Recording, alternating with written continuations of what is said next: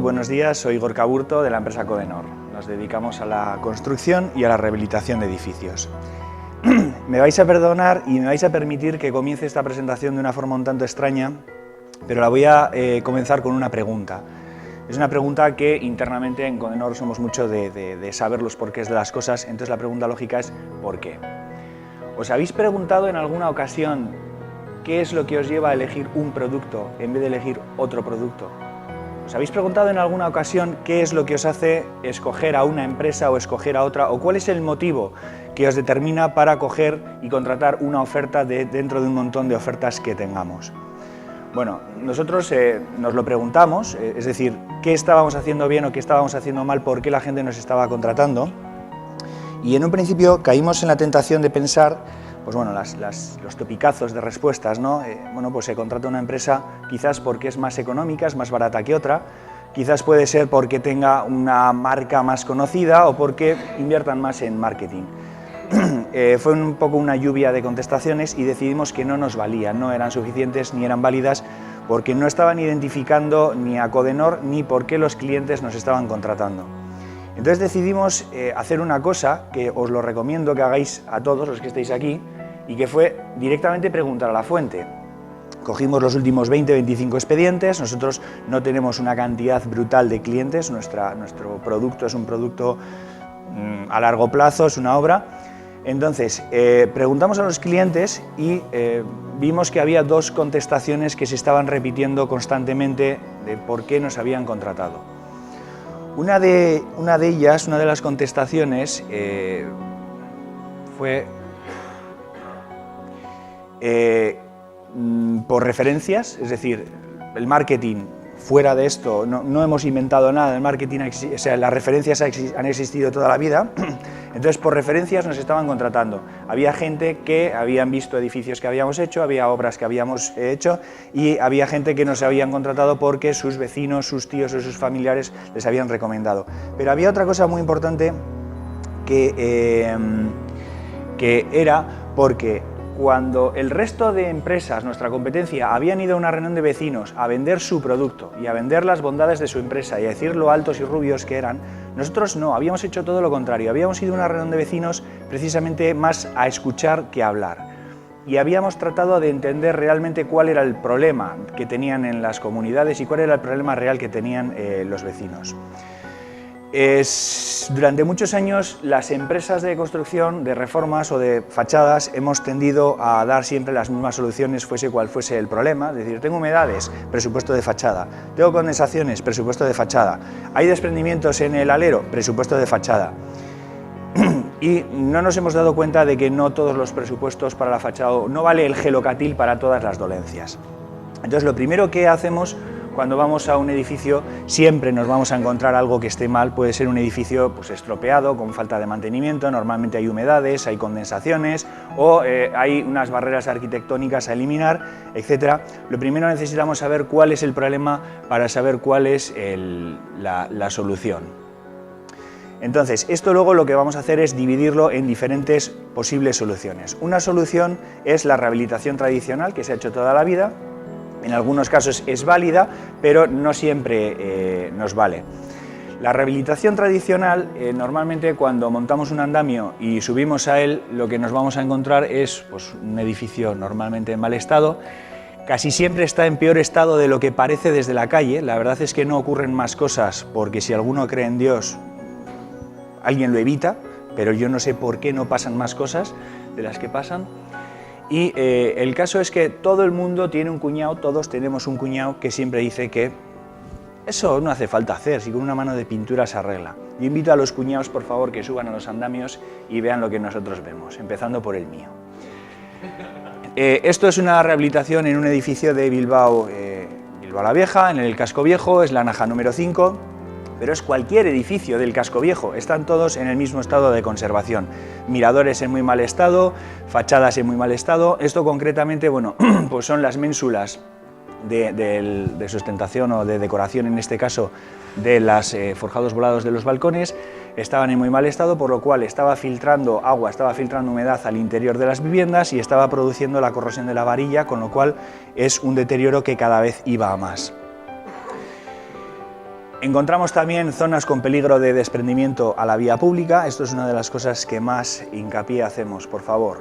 Los que vivimos en edificios que no sean cajas de cartón o debajo de los puentes, somos los primeros responsables de nuestro propio edificio. Invertimos mucho en el coche, invertimos mucho en ropa, pero somos los primeros que tenemos que saber o mirar para arriba y decir, oye, mi edificio tiene peligro de que mate a alguien. Una vez realizada la obra, la rehabilitación, fue reproducir todas las ménsulas de forma manual, los tondos, todos los forjados y todas las ornamentas y decoraciones del edificio se hicieron a mano, a base de morteros, con moldes, etcétera, etcétera.